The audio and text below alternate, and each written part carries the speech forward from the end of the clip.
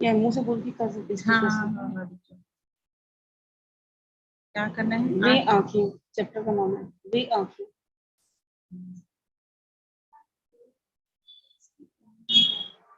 Speaker ये है ना, देखो। अरे कहाँ गया?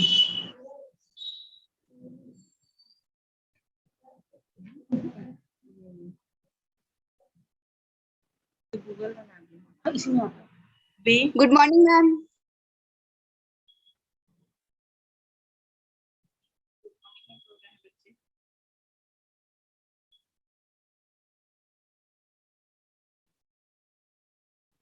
वे आंखें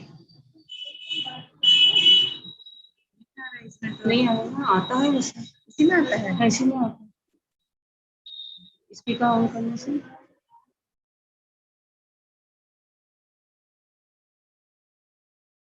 या इंग्लिश में लिख देते थे यहाँ।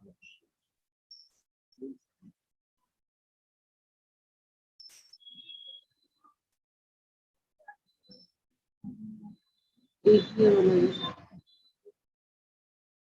क्या लग गया उधर ही।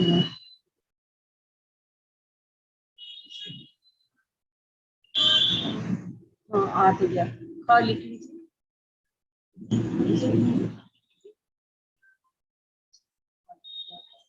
चलेगा।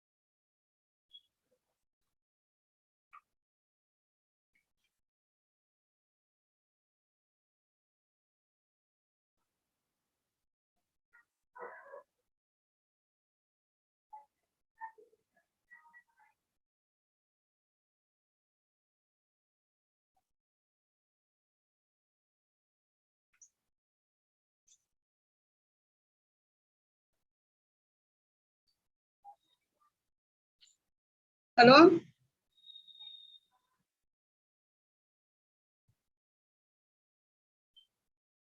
Hello, good morning ma'am.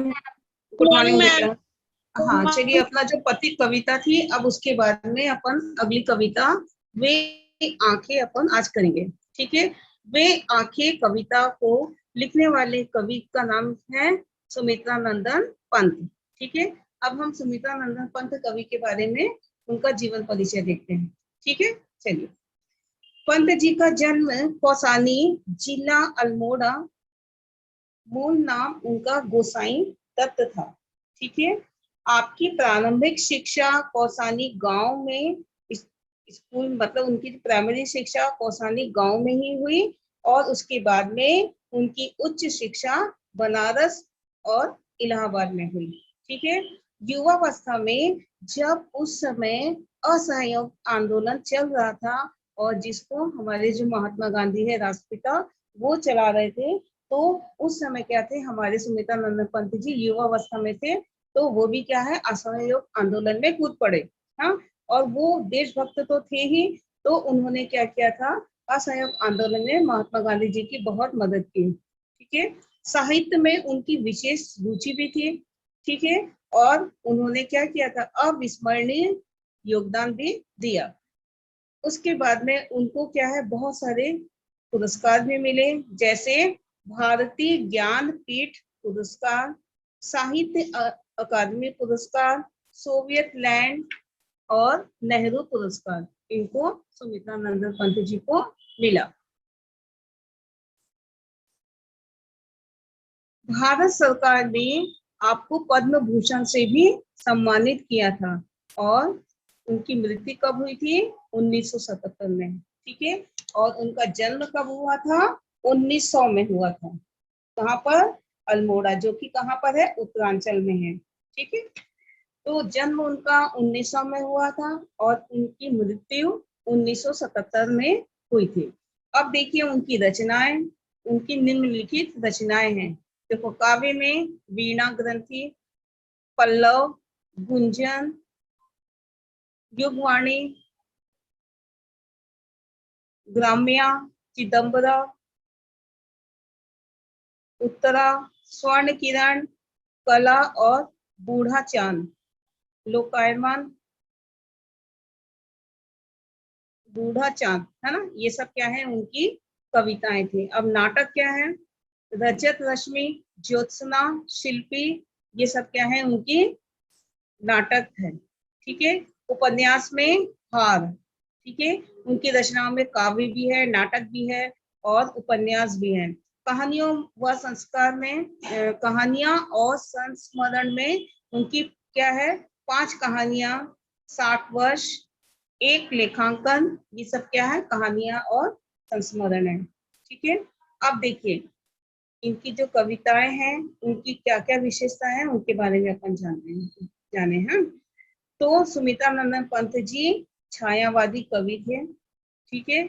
और उनके 4 आधार, जैसे छायावाद में 4 स्तंभ, यानी छायावाद में जो कवि हैं वो मतलब 4 प्रमुख कवि हैं, जिनमें एक स्तंभ, मतलब जैसे घर के 4 मतलब स्तंभ होते हैं ना, तो वैसे ही छायावादी कवि में वो 4 स्तंभों में एक स्तंभ कैसे थे, अपन के सुमित्रा नंदन पंत जी थे। यानी ये काफी उच्च कोटि के कवि थे।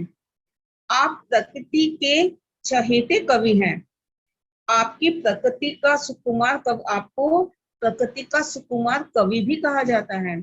आपके काव्य प्रकृति और मनुष्य के अंतरंग संबंधों का दस्तावेज समान है।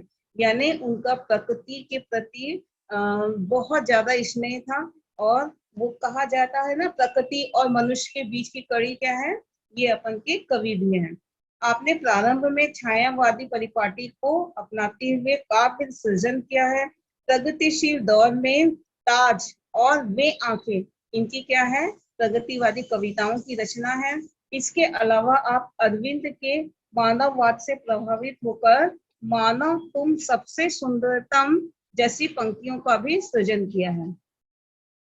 इनकी क्या है, आप भाषा के प्रति अत्यंत सजग रहे। उनकी जो भाषा में जो उनकी जो कविताएं थी वो कैसी थी, खड़ी बोली की कविताएं थी। आपकी रचनाओं में क्या था, प्रकृति की जादूगरी की गजब की अभिव्यंजना भाषा में दिखाई देती है। आपकी भाषा में चित्रात्मकता है। काव्य में प्रस्तुत शब्द हृदय में भावों को चित्रित कर सजीवता ला देते हैं। यानी ये बहुत अच्छे उच्च कोटि के कवि थे। उनकी भाषा कैसी थी, खड़ी बोली थी और उनका प्रकृति के प्रति विशेष स्नेह था। तो ये मानव और प्रकृति के बीच की एक कड़ी थी। ठीक है। और उसके बाद में देखिए पाठ का सार, अपन की जो कविता है वे आंखें किसके बारे में है, देखो वे आंखें कविता पंत जी के प्रगतिशील दौर का प्रतिनिधित्व करती है। इसकी विकास की विरोधाभासी अवधारणाओं का कगार प्रकाश किया गया है। युग युग में शोषण के शिकार किसान का जीवन कवि की आहत करता है। दुखद बात यह है कि स्वाधीन भारत में भी किसानों का केंद्र में रखकर व्यवस्था में प्रभावी निर्णायक हस्तक्षेप नहीं किया है। कविता ऐसे ही दुष्चक्र में फंसे किसानों से व्यक्तिगत एवं पारिवारिक दुखों की परतों को खोलती है और स्पष्ट रूप से विभाजित समाज की वैश्वी चेतना का प्रस्तुत करती है। अब देखिए ये जो वे आंखें जो कविता है ये किसके बारे में है, ये क्या है, जो अपन के जो किसान है, जब अपना देश गुलाम था उस समय किसानों की दैनिक स्थिति मतलब उनकी जो स्थिति थी बड़ी ही दैनिक थी। कोई उनका ध्यान नहीं देता था। उनकी मतलब वो बस दिन रात मेहनत करते थे, लेकिन उनको जो फायदा होना था वो उनको मिलता ही नहीं था। उनको मतलब हर प्रकार से जो गरीब है तो वो गरीब ही होता जा रहा था। यानी किसानों पर कोई भी ध्यान नहीं देता था और बल्कि उनकी स्थिति और दयनीय होती जा रही थी। जो जमींदार होते थे वो क्या करते थे, उन पर और अत्याचार करते थे। तो किसानों की आंखों में क्या था, बड़ा ही मतलब उनकी आंखों में हमेशा मतलब दुख भरा रहता था। उनको ऐसा लगता कि बस जी ही रहे हैं और कोई उनको ध्यान नहीं दे रहा है, उनकी उन्नति का कोई मतलब साथ नहीं दे रहा है। तो बेचारी उनकी स्थिति काफी दयनीय थी। और उसी बारे में ये हमारे सुमित्रा नंदन पंत जी अपनी कविता वे आंखें में बता रहे हैं, किसानों की दैनिक स्थिति के बारे में। ठीक है, तो अब देखिए उनकी कविता का एक उदाहरण देखते हैं। अंधकार की गुहा सरीखी उन आंखों से डरता है मन, भरा दूर तक उनमें दारुण दैन्य दुख का नीरव रोदन। वह स्वाधीन किसान रहा अभिमान भरा आंखों में इसका, छोड़ उसे मझधार आज संसार का गार सदृश हुआ खिसका। ठीक है, इसमें अपन शब्दार्थ देखते हैं। गुहा यानी गुफा, सरीखी यानी समान, दारुण यानी घोर निर्दय यानी कठोर, मतलब काफी उन पर अत्याचार हो रहा जैसे हिटलर। दैन्य यानी दीनता, नीरव यानी शब्द रहित या शब्द विहीन, रोदन यानी रोना रुलाई, स्वाधीन यानी अपने अधीन स्वतंत्र, अभिमान यानी गर्व, मझधार यानी बीच में। बीच में मतलब जैसे नदी में बीच में छोड़ दिया गया है, मझधार में बीच मझधार में छोड़ दिया गया है, नदी के साथ उसकी तुलना की गई है। कगार यानी किनारा, खिसका यानी सरक गया। ठीक है, अब देखिए इसका संदर्भ। जो ये प्रस्तुत काव्य जो कविता है ये अपने वे आंखें पाठ से लिया गया है। इसके रचयिता कौन है? सुमित्रा नंदन पंत जी हैं। अब प्रसंग देखिए। प्रस्तुत पद्यांश में कवि ने किसानों की दीनहीन दशा का यथार्थ चित्रण किया है। अब देखिए व्याख्या। कवि का कहना है कि देश आजाद हो चुका है किंतु किसानों की दशा में वस्तुतः कोई परिवर्तन नहीं आया। अंधकार भरी गुफा समान सुदूर तक आशा रूपी प्रकाश की किरण के अभाव में दीनता जनित दुख से शब्द रहित रुदन व्याप्त उनकी आंखों में देखने से कवि मन डरता है, भयभीत होता है। यानी कहने का मतलब है जब अपना देश आजाद नहीं हुआ था उस समय किसानों की उनकी जो दशा थी काफी दयनीय दशा थी। और उस दशा का आज मतलब आजाद देश हो गया है, स्वतंत्र हो गया है, लेकिन किसानों की स्थिति में कोई परिवर्तन नहीं हुआ। उनको देखने से ऐसा लगता है कि आज भी वो गुलाम है। ठीक है, तो किसानों पर कोई ध्यान नहीं देता, उनकी उन्नति के लिए कोई ध्यान देता ही नहीं है। तो कवि का कहना है कि उनकी आंखों में मतलब जो किसान है उनकी आंखों में उनकी दयनीय स्थिति झलकती है ना। तो जैसे वहां के जो जमींदार है किसानों पर बड़ा ही अत्याचार करते हैं, है ना। बेचारे किसान कैसे भी करके मेहनत करके वो अनाज उगाते हैं तो उसका भी वो लोग बहुत बड़ा हिस्सा वो लोग ले लेते हैं। और उनको अगर उनको मतलब बेचा भी जाता है किसानों के द्वारा अनाज तो वो भी उनको उचित मूल्य नहीं दिया जाता, यानी उनकी उनकी उन्नति होती ही नहीं है। जो कर्जा वो लेते हैं तो उन कर्जों को उनके बेटे ही चुकाते हैं और उसके बाद उनके बच्चे उनको चुकाते रहते हैं। लेकिन आज भी उनकी स्थिति इतनी कई कई जगह में आज भी उनकी स्थिति बहुत ज्यादा दयनीय हो गई है। ठीक है, लेकिन आजकल सरकार तो थोड़ा ध्यान दे रही है ना। तो अब देखते हैं क्या होता है ना। तो कवि ने क्या है, कवि ने जो कविता लिखी है वे आंखें मतलब किसानों की आंखों में वो दुख भरा वो दयनीय स्थिति क्या है देखने से कवि क्या है बहुत डर जाते हैं, वो भयभीत हो जाते हैं किसानों की ये दशा को देखकर। ठीक है, आज भारत देश स्वतंत्र है, किसानों ने भी देश की स्वतंत्रता के सपने देखे थे। जिस प्रकार से हमने स्वतंत्र भारत के सपने देखे थे वैसे किसानों ने भी अपने स्वतंत्र होने के सपने भी देखे थे। और देश को स्वतंत्रता प्राप्त होने पर उनका हृदय भी गर्व से उठा था। जिस प्रकार से हम स्वतंत्र हुए थे तो हम भी एकदम हमारा हृदय भी गर्व से उठ गया था। तो वैसे ही किसान भी क्या है उनका भी हृदय गर्व से उठा था।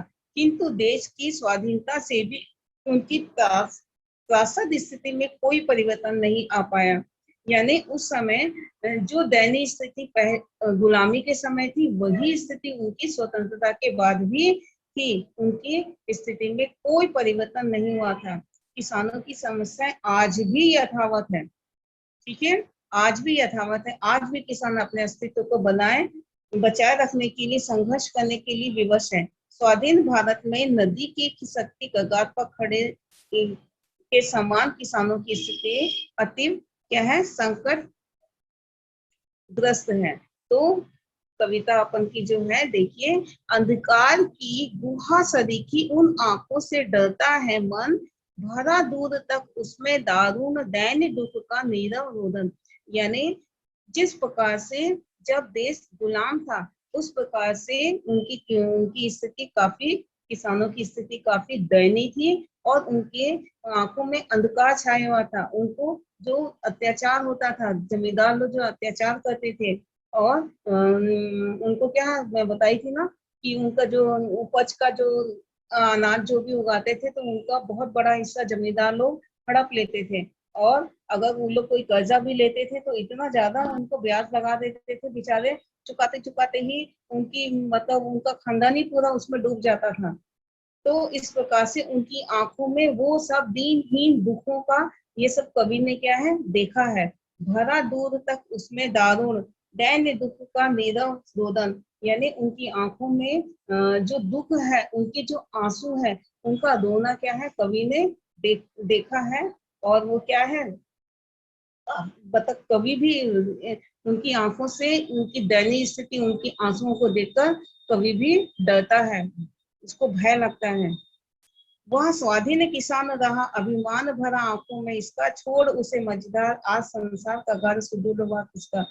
यानी किसानों को कोई भी नहीं ध्यान देता, और वो ठीक उनकी स्थिति ऐसी है जैसे नदी में, बीच नदी में कोई नाव पर बैठा है, उसको वहीं पर ही छोड़ दिया गया है। तो इस प्रकार से क्या है, किसानों की स्थिति काफी दयनीय थी। और अभी तो थोड़ा बहुत ध्यान दिया जा रहा है ना।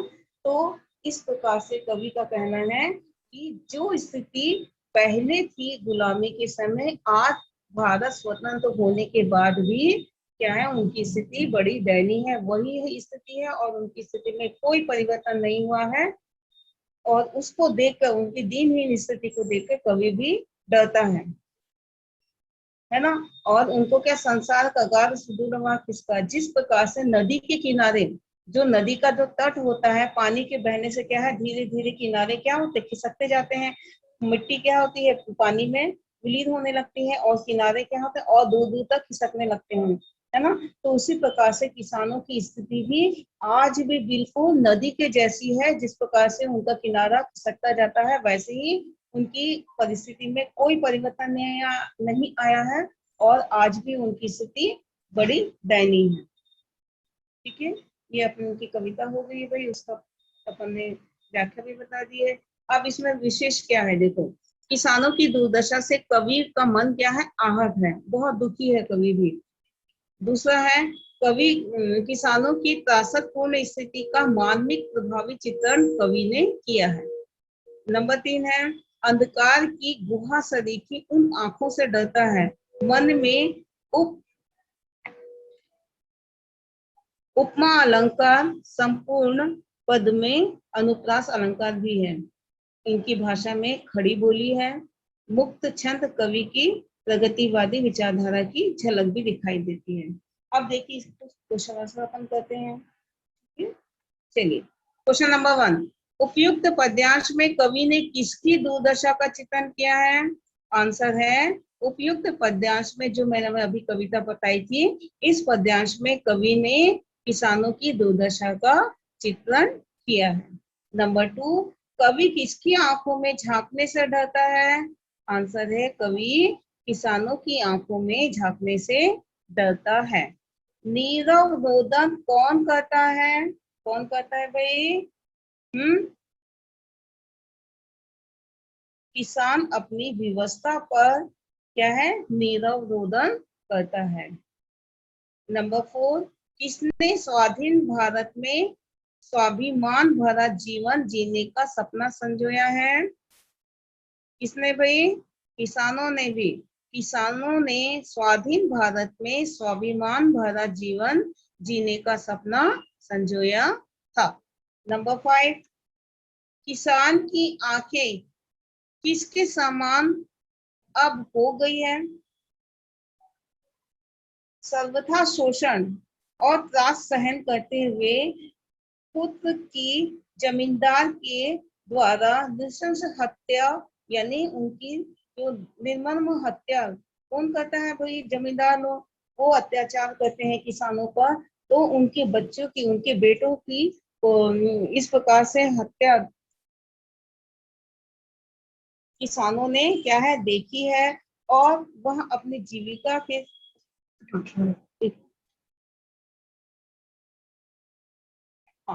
आगे देखिए,